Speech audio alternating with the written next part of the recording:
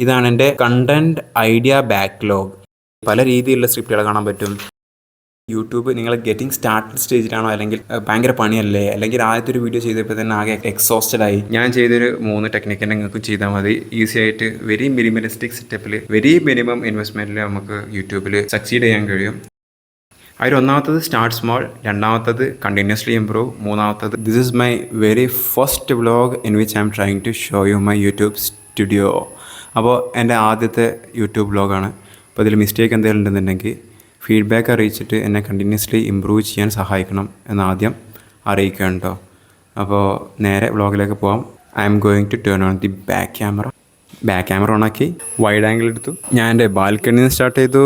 നേരെ യൂട്യൂബ് സ്റ്റുഡിയോൻ്റെ ഉള്ളിൽ കയറി ഇങ്ങനെ പോയി അവസാനതാ ഞാനിരിക്കുന്ന ചെയർ ഇതാ, ഞാൻ മൊബൈൽ വെക്കുന്ന ട്രൈപോഡ് ഇതാ, പിന്നെ ഇങ്ങോട്ട് വരികയാണെന്നുണ്ടെങ്കിൽ എൻ്റെ ലാപ്ടോപ്പ് ഇതാ, എൻ്റെ ലാപ്ടോപ്പ് ടേബിൾ ഇതാണ്. അതിന് ശേഷം ഇതാണ് എൻ്റെ സ്ക്രിപ്റ്റിംഗ് ടേബിൾ. അപ്പോൾ ഈ ഒരു സെറ്റപ്പ് ഞാൻ നേരെ ഇങ്ങോട്ട് വന്നിട്ട് ഇവിടെ വന്നിട്ട് നോക്കുകയാണെന്നുണ്ടെങ്കിൽ ഒരു ഫാൻസി സ്റ്റുഡിയോ സെറ്റപ്പ് ഒന്നും കാണാൻ കഴിയില്ല നമുക്ക്. ഒരു ലാമ്പ് ഇല്ല, അതുപോലെ തന്നെ പ്ലാൻസ് ഇല്ല, ബാക്കിൽ പ്രോപ്പർ ലൈറ്റിംഗ് ഇല്ല, നാച്ചുറൽ ലൈറ്റാണ് യൂസ് ചെയ്യുന്നത്. ഈ വിൻഡോന്ന് വരുന്ന അടിപൊളി നാച്ചുറൽ ലൈറ്റ് നേരെ മുഖത്തേക്കൊന്ന് അടിക്കും. അപ്പോൾ ഇതിൻ്റെ മെയിൻ പ്രശ്നം എന്താണെന്ന് വെച്ചാൽ ഇതെല്ലാം ഓപ്പൺ ആണല്ലോ. ഇതെല്ലാം ഓപ്പൺ ആകുമ്പോൾ ഓൾറെഡി ഇവിടെ പുറത്ത് ഇവിടെ കുറേ കോഴികളും കാര്യങ്ങളൊക്കെ ഉണ്ട്. അപ്പോൾ അവരുടെ സൗണ്ടെല്ലാം ഒരു നോയ്സായിട്ട് നമ്മളതിൻ്റെ ഉള്ളിലേക്ക് വരും. അതിനുള്ളിലേക്ക് വരുമ്പോൾ ആ ഒരു നോയ്സ് വരുന്നൊരു പ്രശ്നം മാത്രമേ ഉള്ളൂ. ഇതൊരു പ്രോപ്പർ സ്റ്റുഡിയോ ആക്കണമെന്നുണ്ടെങ്കിൽ ഈ ജനലെല്ലാം ക്ലോസ് ചെയ്യണം. ഈ ക്ലോസ് ചെയ്തതിൻ്റെ ശേഷം നോയ്സ് തീരെ കിടക്കാത്തൊരു രൂപത്തിലാക്കണം. അതിന് ശേഷം പ്രോപ്പർ ലൈറ്റിംഗ് വേണം. ഈ ഇതെല്ലാം ക്ലോസ് ചെയ്യുമ്പോൾ ലൈറ്റിംഗ് കുറയും. അപ്പോൾ ആർട്ടിഫിഷ്യൽ ലൈറ്റിംഗ് വേണ്ടി വരും, കീ ലൈറ്റ് വേണ്ടി വരും, ആ കാര്യങ്ങളൊക്കെ ഉണ്ട്. പക്ഷേ ഇതാണ് ഇപ്പോഴത്തെ ഒരു സെറ്റപ്പ് എന്ന് പറയുന്നത്. ഇനി നേരെ വന്നിട്ട് ഞാൻ എന്താ ആദ്യം ചെയ്യുന്നത് വെച്ചാൽ, ഇതാണ് എൻ്റെ സ്ക്രിപ്റ്റിംഗ് ബുക്ക്. ഇതെൻ്റെ ഒരു സെക്കൻഡ് ബ്രെയിൻ ആണെന്ന് വേണമെങ്കിൽ പറയാം. ഞാൻ നോട്ട് ചെയ്ത് വെക്കുന്നൊരു ബുക്കാണ്. അപ്പോൾ ഞാൻ എന്ത് ചെയ്യും, ഡെയിലി നമ്മൾ ഓരോ കാര്യങ്ങൾ ചിന്തിക്കും. അതായത് വീഡിയോ ഐഡിയാസിനെ പറ്റി ചിന്തിക്കും, അങ്ങനത്തെ കാര്യങ്ങളൊക്കെ പറ്റി. കുറേ ബുക്ക് വായിക്കുമ്പോൾ കുറേ ഐഡിയാസ് കിട്ടും. ആ ഐഡിയാസെല്ലാം ഞാൻ എന്ത് ചെയ്യും, ഇവിടെ വന്നിട്ട് ഇങ്ങനെ നോട്ട് ചെയ്ത് വെക്കും. ഇതാണ് എൻ്റെ content idea backlog of idea title. ഇപ്പോൾ വീഡിയോസിൻ്റെ ടൈറ്റിൽസാണ് ഞാനിവിടെ എഴുതിയിട്ടുള്ളത്. മനസ്സിലാക്കി വരുമ്പോൾ അപ്പോൾ how I type very fast എന്നുള്ള ഐഡിയ വരുമ്പോൾ അവിടെ എഴുതി വെക്കും. AI video creation I have tried, ആ ഒരു ഐഡിയ വന്നു, അവിടെ എഴുതി വെച്ചു. അങ്ങനെ അവിടെ ഇങ്ങനെ എഴുതി വെക്കും. അങ്ങനെ യൂട്യൂബ് സ്റ്റാർട്ട് ചെയ്യുമ്പോൾ ഒരു 10 ഐഡിയ ഉണ്ട് വിചാരിക്കുക. അപ്പോൾ എന്നിട്ട് ഇതിൽ ഏറ്റവും ഇഷ്ടപ്പെട്ട ഒരു ഐഡിയ ഏതാണെന്ന് വെച്ചാൽ അതെടുത്തിട്ട് ചെയ്യും. അങ്ങനെ ചെയ്തിട്ട് ഓരോ ദിവസം ഇങ്ങനെ ചെയ്തു വരും. അപ്പോൾ അതിങ്ങനെ കാലിയാവില്ലേ. അങ്ങനെ കാലിയാവനുസരിച്ചിട്ട് ഇവിടെ പുതിയ ഐഡിയാസ് ഇങ്ങനെ വരും. കാരണം ഡെയിലി നമ്മളെ മൈൻഡിലേക്ക് ഓരോന്ന് വരികയാണ്. അങ്ങനെ ഓരോന്ന് വരുമ്പോൾ ഇതിലേക്ക് ഇങ്ങനെ ഫില്ല് ചെയ്തുകൊണ്ടിരിക്കും. ഇതാണ് വീഡിയോ കണ്ടന്റ് ഐഡിയ ബാക്ക്ലോഗ് എന്ന് പറഞ്ഞാൽ ഒരു ലിസ്റ്റ് ഓഫ് ഐറ്റം. ഇപ്പോൾ ഇതിൽ ഏതൊക്കെയാണോ ചെയ്യുന്നത് ആ ചെയ്യുന്നതൊക്കെ ഞാൻ ടിക്ക് ചെയ്യും. അങ്ങനെ അവിടെ ഇങ്ങനെ വരുമ്പോൾ കുറേ ടിക്ക് കാണാൻ പറ്റും. ചിലത് ടിക്ക് ചെയ്തില്ല, അതൊക്കെ ഇനി ചെയ്യാനുള്ളതാണ്. അങ്ങനെ ലിസ്റ്റ് ചെയ്ത് അങ്ങനെ കുറേ ഐഡിയാസായി ഇവിടെ എത്തി. ഇതൊക്കെ ഇനി ചെയ്യാനുള്ളതാണ്.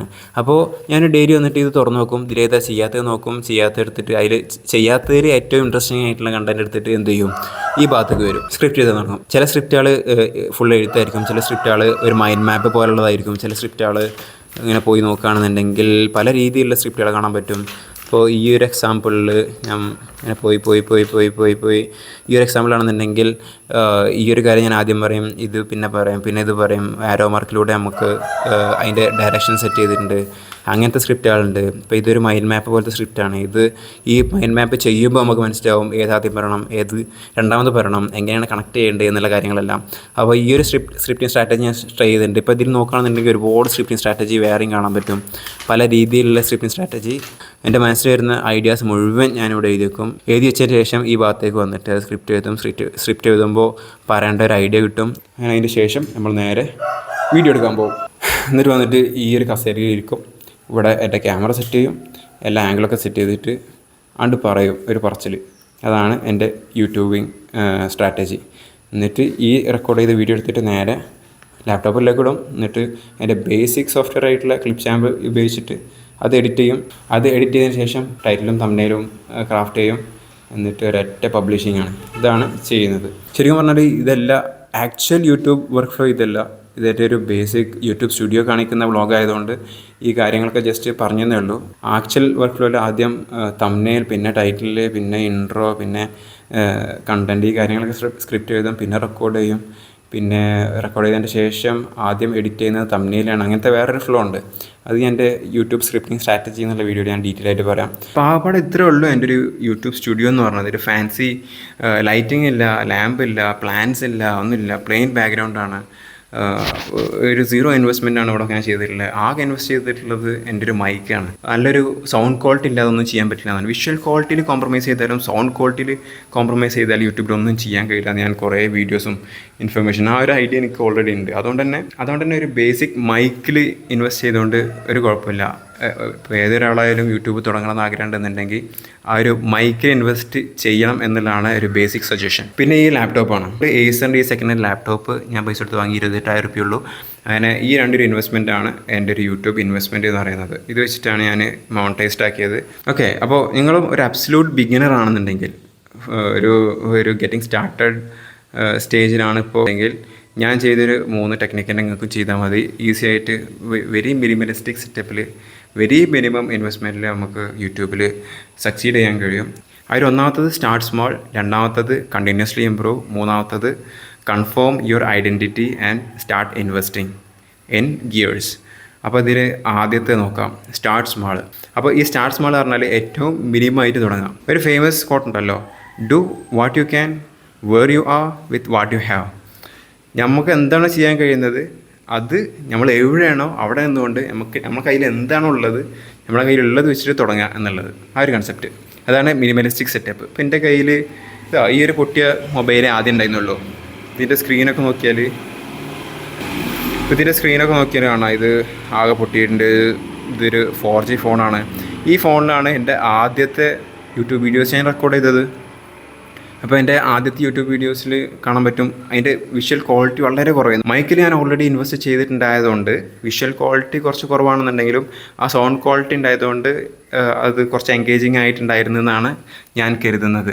അതിന് ശേഷം ഈ ഒരു ട്രൈപ്പോഡൊന്നും ഉണ്ടായിരുന്നില്ല. ആദ്യം വെറുതെ ഞാൻ ഈ ഫോൺ എടുത്തിട്ട് ഞാൻ എന്ത് ചെയ്തു, ഇവിടെ ഇങ്ങനെ വെച്ചു, ഫ്രണ്ട് ക്യാം ഓപ്പണാക്കിയതിന് ശേഷം ഈ ഭാഗത്തിരുന്നു, ഇവിടെ സ്റ്റൂൾ വെച്ച് ഇവിടെ ഓപ്പോസിറ്റായിട്ട് ഇരുന്നു. അപ്പോൾ ഈ ഒരു ലൈറ്റ് കറക്റ്റായിട്ട് മുഖത്ത് വന്ന് അടിക്കുമ്പോൾ നമുക്ക് അത്യാവശ്യം നല്ലൊരു വിഷ്വൽ ക്വാളിറ്റിയിൽ നമുക്ക് എടുക്കാൻ പറ്റും. ഇപ്പോൾ ഈ ക്യാമറയുടെ ഫ്രണ്ട് ക്യാമൊക്കെ ആയതുകൊണ്ട് എത്രത്തോളം ക്ലാരിറ്റി ഉണ്ടാവുമെന്ന് ഊഹിക്കാവുന്നതേ ഉള്ളൂ. അപ്പോൾ അത്രയും വിഷ്വൽ ക്വാളിറ്റി കുറഞ്ഞ രീതിയിലാണ് ഫസ്റ്റ് റെക്കോർഡ് ചെയ്തത്. അതിൻ്റെ കാരണം എന്താ വെച്ചാൽ നമുക്ക് മര്യാദയ്ക്ക് സംസാരിക്കാനൊന്നും അറിയില്ല, ക്യാമറ കോൺഫിഡൻസ് ഇല്ല. അല്ലാന്നുണ്ടെങ്കിൽ നല്ലപോലെ സ്ക്രിപ്റ്റ് ചെയ്താനൊന്നും അറിയില്ല. പ്രോപ്പറായിട്ട് സംസാരിക്കാനോ സ്ക്രിപ്റ്റ് എഴുതാനോ അറിയാത്ത ആ സിറ്റുവേഷനിൽ നമ്മൾ എന്തിനൊരു ഹൈ ഇൻവെസ്റ്റ്മെൻറ്റ് നടത്തണം? അവിടെ ഒരു എക്സ്പെൻസീവ് ക്യാമറയിൽ എന്തിനു ഇൻവെസ്റ്റ് ചെയ്യണം? അല്ലെങ്കിൽ ഒരു ട്രൈപോഡ് എന്തിനു വാങ്ങണം? നമ്മളെ ഐഡൻറ്റിറ്റി പോലും സെറ്റ് ചെയ്തിട്ടില്ല. നല്ലൊരു ലാപ്ടോപ്പോ എഡിറ്റിംഗ് സോഫ്റ്റ്വെയറോ എന്തിനു വേണം? മൊബൈലിൽ എഡിറ്റ് ചെയ്തൂടെ? അപ്പോൾ നമ്മളെ സ്കില്ല് നമ്മൾ ഡെവലപ്പ് ചെയ്യുന്നതിന് മുന്നേ ഇൻവെസ്റ്റ് ചെയ്യരുതെന്നാണ് എൻ്റെ ഒരു പേഴ്സണൽ അഭിപ്രായം. അപ്പോൾ ഈ ഒരു സെറ്റപ്പിൽ നമുക്ക് എന്ത് ചെയ്യാൻ പറ്റും?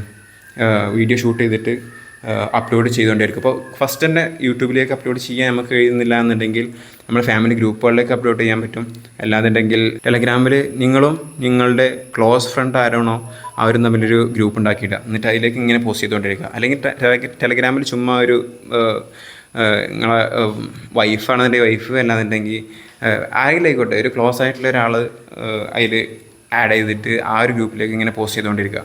അങ്ങനെ പോസ്റ്റ് ചെയ്യുമ്പോൾ നമുക്കൊരു എന്താ പറയുക, ഒരു പ്രൊഡക്റ്റീവ് മൈൻഡ് സെറ്റ് ഇങ്ങനെ വരാൻ തുടങ്ങും. അപ്പോൾ കുറച്ച് കഴിഞ്ഞ് നമുക്ക് ഇങ്ങനെ തോന്നും എന്ത്, ഓക്കെ ഇത് നമുക്ക് റെക്കോർഡ് ചെയ്ത സാധനം പബ്ലിഷ് ചെയ്ത് നോക്കാം എന്നിങ്ങനെ തോന്നാൻ തുടങ്ങും. അല്ലെങ്കിൽ ഒരു കോൺഫിഡൻസ് പതുക്കെ ഇങ്ങനെ വരാൻ തുടങ്ങും സംസാരിച്ച്.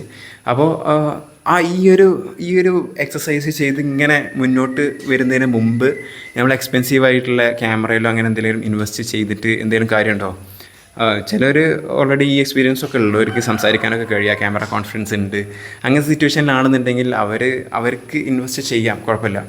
അപ്പോൾ ഒരു ബിഗിനേഴ്സ് ആണെന്നുണ്ടെങ്കിൽ ഈ ക്യാമറ കോൺഫിഡൻസ് വന്നതിന് ശേഷം എക്സ്പെൻസീവായിട്ടുള്ള ഗിയേഴ്സിലൊക്കെ ഇൻവെസ്റ്റ് ചെയ്യുമ്പോൾ സ്മാർട്ട് മൂവ് ആയിരിക്കും അത്. ഓക്കെ, പിന്നെ നമുക്ക് നമ്മളെ സ്പീച്ച് ഡെലിവറിങ് സ്കില്ല് കൂട്ടാൻ വേണ്ടിയിട്ട് നമുക്ക് കുറേ കാര്യങ്ങളും ചെയ്യാൻ പറ്റും, കുറേ എക്സസൈസും ചെയ്യാൻ പറ്റും. നമുക്കറിയാം, നമ്മൾ ഏതെങ്കിലും ഒരു കാര്യങ്ങൾ ചെയ്യുമ്പോൾ അത് ചെയ്തുകൊണ്ട് പഠിക്കാം. ചെയ്യുന്നതിൻ്റെ കൂടെ കുറച്ച് എഫേർട്ടും കൂടി കൂടുതലിട്ടിട്ട് പ്രാക്ടീസും കൂടി ചെയ്താൽ ആ ഒരു സ്കിൽ പെട്ടെന്ന് വളരുന്നുള്ളതല്ലേ. അപ്പോൾ നമ്മളപ്പോൾ സ്പീച്ച് ഇങ്ങനെ പറഞ്ഞുകൊണ്ടിരിക്കുക, അല്ലെങ്കിൽ ക്യാമറ ഓപ്പൺ ചെയ്തിട്ട് നമ്മൾ സ്ക്രിപ്റ്റൊക്കെ എഴുതി നമുക്ക് അറിയാവുന്ന ഇൻഫർമേഷൻ തന്നെ നല്ല എഫക്റ്റീവായിട്ടുള്ള രീതിയിൽ നമ്മളെ ഓഡിയൻസിൽ പറഞ്ഞ് മനസ്സിലാക്കി കൊടുക്കുമ്പോൾ നമ്മൾ അതിൻ്റെ കൂടെ നമ്മളെ മലയാളം കമ്മ്യൂണിക്കേഷൻ സ്കില്ല് പതുക്കെ ഇമ്പ്രൂവ് ചെയ്യാനുള്ള ശ്രമം അതിൻ്റെ കൂടെ നടത്തിയാൽ, അല്ലെങ്കിൽ ഡെഡിക്കേറ്റഡ് ടൈം മാറ്റി വെച്ചിട്ട് അതിൽ സ്പീച്ച് ഇമ്പ്രൂവ് ചെയ്യാനുള്ള ഏതെങ്കിലും ടെക്നിക്ക് ഉണ്ടോ എന്നതിനെപ്പറ്റി പഠിച്ചതിന് ശേഷം അത് പ്രാക്ടീസ് ചെയ്യുമ്പോൾ നമുക്ക് നമ്മളുടെ സ്കില്ല് പെട്ടെന്ന് വളർത്താമെന്നുള്ളതാണ്. അപ്പോൾ ഈ കാര്യങ്ങളൊക്കെ യൂട്യൂബ് തുടങ്ങുമ്പോൾ നമുക്ക് പ്രാക്ടീസ് ചെയ്യാവുന്നതാണ്. അപ്പോൾ അങ്ങനെ പ്രാക്ടീസ് ചെയ്തിട്ട് ഒന്നാമത്തെ സ്റ്റേജ് പറഞ്ഞാൽ മിനിമലിസ്റ്റിക് ആയിട്ട് തുടങ്ങുക, ഏറ്റവും കുറഞ്ഞ ഇൻവെസ്റ്റ്മെൻറ്റിൽ കാര്യങ്ങൾ ചെയ്ത് തുടങ്ങുക എന്നുള്ളതാണ്. രണ്ടാമത്തത് കണ്ടിന്യൂസ്ലി ഇമ്പ്രൂവ് ആണല്ലോ. അപ്പോൾ കണ്ടിന്യൂസ് ഇമ്പ്രൂവ്മെൻറ്റിൽ നമുക്ക് കുറേ കാര്യങ്ങൾ ചെയ്യാൻ പറ്റും. അപ്പോൾ ഈ ഒരു ലൈറ്റ് ക്വാളിറ്റി ഉണ്ടല്ലോ, അപ്പോൾ വിൻഡോൻ്റെ അവിടുന്ന് ലൈറ്റ് വരുന്നു, നേരെ നമ്മളെ മുഖത്തേക്ക് അടിക്കുന്നു. അപ്പോൾ നമുക്ക് വേണമെന്നുണ്ടെങ്കിൽ ഈ സീറ്റിംഗ് പൊസിഷൻ ഇവിടെ ഈ പൊസിഷനായിരുന്നു, ഈ പൊസിഷനിലേക്ക് മാറ്റിയാൽ കുറച്ചും കൂടി ലൈറ്റിംഗ് ക്വാളിറ്റി നമുക്ക് കിട്ടും. കാരണം നമ്മളൊരു സൈഡിലേക്കാണ് ലൈറ്റ് അടിക്കുക, മറ്റേ സൈഡിൽ നിന്ന് ആ വിൻഡോന്ന് ലൈറ്റ് വരുന്നുണ്ട്. അപ്പോൾ ഈ പൊസിഷനൊക്കെ മാറ്റിയിട്ട് നമുക്ക് ആ രീതി ഒന്ന് മാറ്റി പിടിച്ച് നോക്കിയാൽ കുറച്ചും കൂടി നല്ല ലൈറ്റിംഗ് കിട്ടുകയാണെന്നുണ്ടെങ്കിൽ അതൊരു കണ്ടിന്യൂസ് ഇമ്പ്രൂവ്മെൻ്റ് ആണ്. ഇപ്പോൾ ഒരു ട്രൈപോഡൊക്കെ വാങ്ങിയിട്ട് ഒരു പ്രോപ്പർ ക്യാമറ പൊസിഷനൊക്കെ മെയിൻറ്റെയിൻ ചെയ്തിട്ട് വീഡിയോ എടുക്കുമ്പോൾ അത് രണ്ടാമത്തെ കണ്ടിന്യൂസ് ഇമ്പ്രൂവ്മെൻ്റ് ആണ്. മൂന്നാമത്തെ കണ്ടിന്യൂസ് ഇമ്പ്രൂവ്മെൻ്റ് ആയിട്ട് മൈക്കിൻ്റെ പൊസിഷൻ അഡ്ജസ്റ്റ് ചെയ്തിട്ട് ഏറ്റവും ഒപ്റ്റിമം ഗുഡ് ക്വാളിറ്റി മൈക്ക് അല്ലെങ്കിൽ ഗുഡ് ക്വാളിറ്റി സൗണ്ട് പിക്ക് ചെയ്യുന്നത് ഏത് പൊസിഷനിലാണെന്ന് നോക്കിയിട്ട് അത് ഇമ്പ്രൂവ് ചെയ്യാൻ പറ്റും. നമ്മളെ എഡിറ്റിങ്ങിലാണെന്നുണ്ടെങ്കിൽ നമുക്ക് എഡിറ്റ് ചെയ്യുന്ന ക്ലിപ്ചാം സോഫ്റ്റ്വെയറിനെല്ലാം ട്രൈ ചെയ്താൽ, അല്ലെങ്കിൽ നമ്മൾ ഇതുവരെ ട്രൈ ചെയ്യാത്ത പുതിയ ഫീച്ചേഴ്സ് ട്രൈ ചെയ്തുകൊണ്ടിരിക്കാൻ പറ്റും. ആ പുതിയ ഫീച്ചേഴ്സ് ട്രൈ ചെയ്യുമ്പോൾ പുതിയ എഡിറ്റിംഗ് സ്റ്റൈൽ നമുക്ക് അഡോപ്റ്റ് ചെയ്യാൻ കഴിയും. എന്നിട്ട് ക്ലിപ്ചാമ്പ് മുഴുവൻ ഉപയോഗിച്ച് കഴിഞ്ഞാൽ വേണമെന്നുണ്ടെങ്കിൽ പുതിയൊരു ഡാവിഞ്ചി റിസോൾവോ അല്ലെങ്കിൽ വേറെ ഏതെങ്കിലും പ്രീമിയം സോഫ്റ്റ്വെയറോ ഏതെങ്കിലും ഉപയോഗിച്ചിട്ട് നമുക്ക് എഡിറ്റിംഗ് സ്റ്റൈൽ മാറ്റാൻ പറ്റും. അങ്ങനെ എഡിറ്റിംഗിൽ കണ്ടിന്യൂസ്ലി ഇമ്പ്രൂവ് ചെയ്യാൻ പറ്റും. ഓരോ വീഡിയോ ഇടുമ്പോഴും തംബ്നെയിലിൻ്റെ കളർ കോമ്പിനേഷനും അതിൻ്റെ ബാക്ക്ഗ്രൗണ്ടും അതിൻ്റെ ഷാഡോയും അതിൻ്റെ ഔട്ട്ലൈനും കാര്യങ്ങളെല്ലാം മാറ്റിയിട്ട് പല തംബ്നെയിലുകൾ നമുക്ക് ട്രൈ ചെയ്ത് നോക്കാൻ പറ്റും. അങ്ങനെ ഓരോ രീതിയിലും കണ്ടിന്യൂസ്ലി ഇമ്പ്രൂവ് ചെയ്തിട്ട് ഒരു 10-50ഓളം വീഡിയോ ഇട്ട് നോക്കിയിട്ട് ഒരു 50ാമത്തെ വീഡിയോ ആകുമ്പോഴേക്കും ഇത് ഈ യൂട്യൂബിൽ നമുക്ക് എങ്ങനെ ഫീൽ ചെയ്യുന്നു, നമ്മൾ എൻജോയ് ചെയ്യുന്നുണ്ട് ഈ പ്രോസസ്സ്. ഇത് ഒരുപാട് എഫേർട്ടാണല്ലോ. കാരണം സ്ക്രിപ്റ്റ് എഴുതണം, ഷൂട്ട് ചെയ്യണം, ലൈറ്റിങ് കാര്യങ്ങളൊക്കെ നോക്കണം, പിന്നെ എഡിറ്റ് ചെയ്യണം, തംബ്നെയിൽ, അങ്ങനെ കുറേ പരിപാടികളുണ്ട്. അപ്പോൾ അതെല്ലാം കൂടി ചെയ്യുമ്പോൾ നമുക്ക് എങ്ങനെ യൂട്യൂബ് ഫീൽ ചെയ്യുന്നു, നമ്മൾ എൻജോയ് ചെയ്യുന്നുണ്ടോ എന്നുള്ള കാര്യം വളരെ ഇമ്പോർട്ടൻ്റ് ആണ്. കാരണം സസ്റ്റൈനബിളായിട്ട് നമ്മൾക്ക് ഒരു കാര്യം ചെയ്ത് മുന്നോട്ട് പോകണമെന്നുണ്ടെങ്കിൽ അത് എൻജോയബിൾ ആവണം. എൻജോയബിൾ അല്ലെങ്കിൽ എൻജോയബിൾ ആക്കണം. എങ്ങനെയെങ്കിലും ആക്കിയിട്ടും നടക്കണില്ല എന്നുണ്ടെങ്കിൽ ഒരു 10-50 വീഡിയോ നമ്മൾ ഇട്ട് നോക്കിയിട്ട് ഇത് നിങ്ങൾക്ക് പറ്റിയതല്ല തോന്നുകയാണെന്നുണ്ടെങ്കിൽ പിന്നെ നമുക്ക് കുഴപ്പമില്ലല്ലോ, തീരെ എൻജോയ്മെൻറ്റ് ഇല്ല എന്നുണ്ടെങ്കിൽ. അപ്പോൾ ഏകദേശം ഒരു 50 വീഡിയോ ആകുമ്പോൾ എങ്ങനെ ഫീൽ ചെയ്യുന്നു യൂട്യൂബ് എന്നുള്ളതൊന്ന് മനസ്സിലാക്കാം. അപ്പോൾ ഓക്കെ, ഇത് എൻജോയബിളാണ്, I enjoy doing YouTube videos എന്നുള്ള സ്റ്റേറ്റിലാണ് നമ്മളുള്ളത് എന്നുണ്ടെങ്കിൽ നമ്മൾ ഓൾറെഡി പതുക്കെ ഒരു ഐഡൻറ്റിറ്റി ബിൽഡ് ചെയ്യാൻ സ്റ്റാർട്ട് ആയിട്ടുണ്ട്, ഒരു യൂട്യൂബർ എന്നുള്ള ഐഡൻറ്റിറ്റി. എന്നിട്ട് ഒരു 50-60 വീഡിയോ ഇട്ടിട്ട് ഒരു മോണിറ്റൈസേഷൻ സ്റ്റാർട്ടായി. അതായത് 1000 സബ്സ്ക്രൈബേഴ്സും 4000 വാച്ച് അവേഴ്സും കിട്ടി, യൂട്യൂബ് മോണിറ്റൈസേഷൻ ഓണായി. അപ്പോൾ നമുക്ക് ഏകദേശം മനസ്സിലാക്കാൻ പറ്റും നമ്മൾ ഓൾറെഡി ഒരു യൂട്യൂബർ ആണ്. മോണിറ്റൈസേഷൻ ഓൺ ആയല്ലോ. അപ്പോൾ മോണിറ്റൈസേഷൻ ഓൺ ആവണമെന്നുണ്ടെങ്കിൽ ഒരു യൂട്യൂബർ ആവണമല്ലോ. അപ്പോൾ ആ യൂട്യൂബർ ആയാൽ നമുക്ക് പിന്നെ പതുക്കെ കണ്ടിന്യൂസ് ഇമ്പ്രൂവ്മെൻറ്റ് പിന്നെയും കീപ്പ് ചെയ്യാൻ പറ്റും. പക്ഷേ ഇൻവെസ്റ്റ്മെൻറ്റ് സ്റ്റാർട്ട് ചെയ്യാൻ പറ്റും. പൈസയിൽ പതുക്കെ ഇൻവെസ്റ്റ് ചെയ്തുകൊണ്ടിരിക്കുക. അപ്പോൾ കാരണം നമുക്ക് ഓൾറെഡി റവന്യൂ വന്നു തുടങ്ങി, ആ റവന്യൂ ഉപയോഗിച്ചിട്ട് റീഇൻവെസ്റ്റ് ചെയ്തിട്ട് കണ്ടിന്യൂസ്ലി ഇമ്പ്രൂവ് ചെയ്യാൻ പറ്റും. അങ്ങനെ ഓരോ ഏരിയയിലും ഗിയേഴ്സിലും ഇൻവെസ്റ്റിംഗ് സ്റ്റാർട്ട് ചെയ്തിട്ട് പിന്നെയും നമ്മളെ യൂട്യൂബ് ജേണി നെക്സ്റ്റ് ലെവലിലേക്ക് കൊണ്ടുപോകാം. ഒരു ഫാൻസി സ്റ്റുഡിയോ സെറ്റപ്പ് ചെയ്യാം. വേണമെന്നുണ്ടെങ്കിൽ ഈ റൂം മൊത്തം അക്വസ്റ്റിക് ചാമ്പർ വെച്ചിട്ട് ഇത് അനക്വയിക് ചാമ്പർ ആക്കാൻ പറ്റും. അപ്പോൾ നമുക്ക് sound quality, crystal clear sound quality നമുക്ക് കിട്ടും. നമുക്ക് ഒരു ഫാൻസി ക്യാമറ വാങ്ങാൻ പറ്റും. ഒരു എക്സ്പെൻസീവ് ക്യാമറ വാങ്ങിയാൽ ബാക്ക്ഗ്രൗണ്ടൊക്കെ ബ്ലർ ചെയ്ത് സബ്ജക്റ്റിനെ അല്ലെങ്കിൽ ഒബ്ജക്റ്റിനെ ഫോക്കസ് ചെയ്തിട്ട് അടിപൊളിയായിട്ട് വീഡിയോ എടുക്കാൻ പറ്റും. അല്ലെങ്കിൽ അതുപോലെ തന്നെ ഒരു കിടുക്കാച്ചി മൈക്ക് വാങ്ങിയതിന് ശേഷം ആ മൈക്ക് ഉപയോഗിച്ചിട്ട് ക്രിസ്റ്റൽ ക്ലിയർ സൗണ്ട് റെക്കോർഡ് ചെയ്ത് ഒരു അടിപൊളി എൻഗേജിങ് കണ്ടൻറ്റ് നമുക്ക് ക്രിയേറ്റ് ചെയ്യാൻ പറ്റും. അങ്ങനെ ഗോയിങ് ഫോർവേഡ് കണ്ടിന്യൂസ്ലി ഇത് ഇമ്പ്രൂവ് ചെയ്തുകൊണ്ട് മുന്നോട്ട് പോകുക എന്നുള്ളതാണ് സ്ട്രാറ്റജി. ഞാനായാലും ഈ ഒരു യൂട്യൂബർ എന്നുള്ള ഐഡൻറ്റിറ്റി സെറ്റാക്കിയതിന് ശേഷം പതുക്കെ ഇൻവെസ്റ്റിംഗ് സ്റ്റാർട്ട് ചെയ്യും. വളരെ പതുക്കെ ഇൻവെസ്റ്റിംഗ് സ്റ്റാർട്ട് ചെയ്യും. അതിൻ്റെ കൂടെ എൻ്റെ പ്രസൻറ്റേഷൻ സ്കിൽ, അതുപോലെ തന്നെ സ്പീച്ച് പ്രാക്ടീസ്, നമ്മൾ സംസാരിക്കുന്നതിൻ്റെ സ്ഫുടത, അക്ഷരസ്ഫുടത, അതിൻ്റെ ഫ്ലുവൻസി കാര്യങ്ങളെല്ലാം വർക്ക് ചെയ്യണം പാരലലി. ഈ പ്രാക്ടീസിങ് ഇതിൻ്റെ കൂടെ കണ്ടിന്യൂസ് ആയിട്ട് നടത്തിക്കൊണ്ട് പോയാൽ അതിൻ്റെ ബെനിഫിറ്റ് വളരെയധികം ഉണ്ടാവും. പല ഏരിയാസിൽ നമുക്ക് ഈ ഒരു സ്കില്ല് ഉപയോഗിക്കുക എന്നുള്ളതാണ്. തംബ്നെയിൽ ക്രിയേഷൻ എന്ന് പറഞ്ഞാൽ അതൊരു മാർക്കറ്റിംഗ് സ്ട്രാറ്റജിയാണ്. അവിടെ നമ്മുടെ ഡിജിറ്റലി